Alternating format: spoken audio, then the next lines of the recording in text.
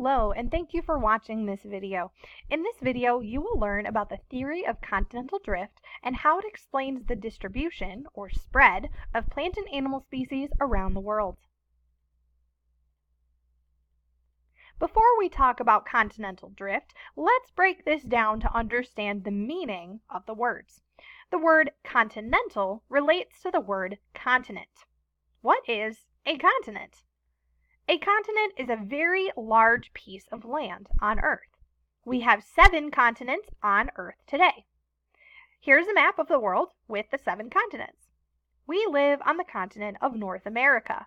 There's also South America, Africa, Europe, Asia, Australia, and Antarctica. So when you hear the word continental, think about the continents. Next, we'll talk about drift. What does it mean to drift? To drift means to move slowly. Knowing the meaning of continent and drift, we can put those together. Continental drift is talking about the continents moving slowly. Have you ever looked at a world map and noticed how the coastlines of Africa and South America seem to match up like puzzle pieces? For many years, scientists made this same observation. In 1910, a German scientist named Alfred Wegener became curious about why some continents look as though they could fit together. According to Wegener, the continents of Earth had moved. Wegener's hypothesis was that all the continents were once joined together in a single landmass and have since drifted apart. Wegener's idea that the continents moved slowly over Earth's surface became known as continental drift.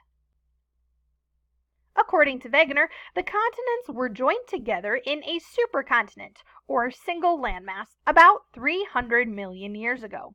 Wegener called the supercontinent Pangaea. Over tens of millions of years, Pangaea began to break apart. The pieces of Pangaea slowly moved to their present-day locations. These pieces became the continents as formed today. In 1915, Wegener published his evidence for continental drift in a book called The Origin of Continents and Oceans.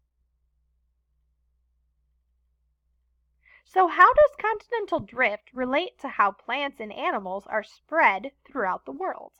Let's look at an example.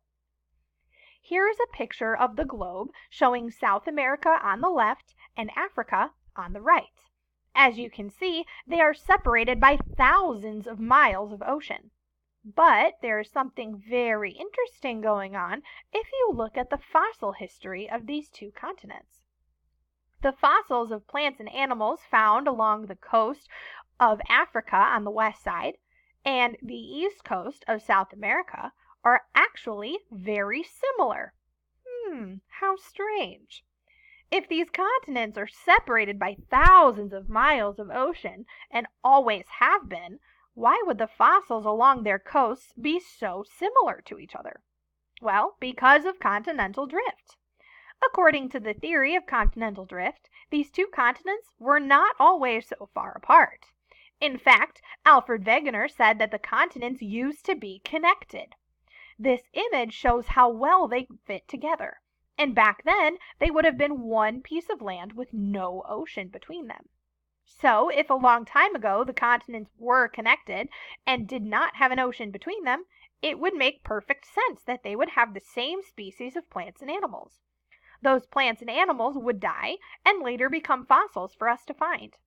Plants and animals were able to spread themselves out across the land when they were once connected, and became separated to different parts of the globe as the continents drifted apart.